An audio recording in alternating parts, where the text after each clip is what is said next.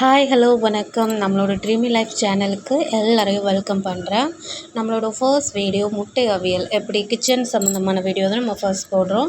அப்புறம் நிறைய வீடியோஸ் போடுறோம். எல்லாத்துக்கும் சப்போர்ட் பண்ணுங்கள் எல்லோரும். நம்மளோட சேனல் எல்லாம் சப்ஸ்கிரைப் பண்ணிக்கிட்டு பெல் பட்டனையும் ப்ரெஸ் பண்ணிக்கோங்க.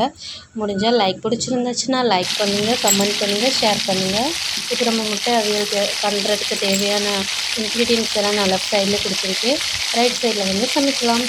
இப்போ ஒரு கடாயில் எண்ணெய் ஊற்றி அது சூடானதுமே நம்ம கடுகு, கருவேப்பிலை, ஆனியன் எல்லாம் போட்டு நல்லா வதக்கணும்.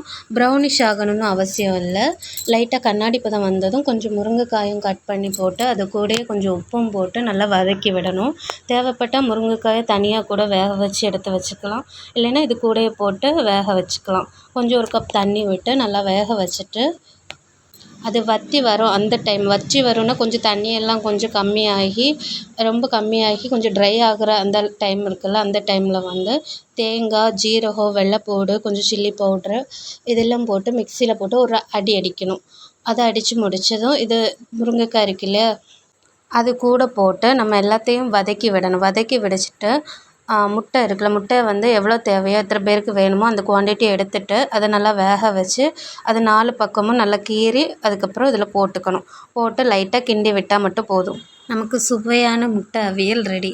இதை ரசம் சாதம் போட்டு கொஞ்சம் முட்டை அவியலும் வச்சு சாப்பிட்டா சுட சுட சாதத்து கூட சாப்பிடும்போது செம்ம டேஸ்ட்டாக இருக்கும். இது ஈஸியான டிஷ் தான். எல்லாருமே ட்ரை பண்ணி பாருங்கள். நம்மளோட ட்ரீமி லைஃப்பை ரியல் லைஃப்பாக கொண்டு வரதுக்கான முயற்சி தான் இது. எல்லோரும் சப்போர்ட் பண்ணுங்கள். தேங்க்யூ.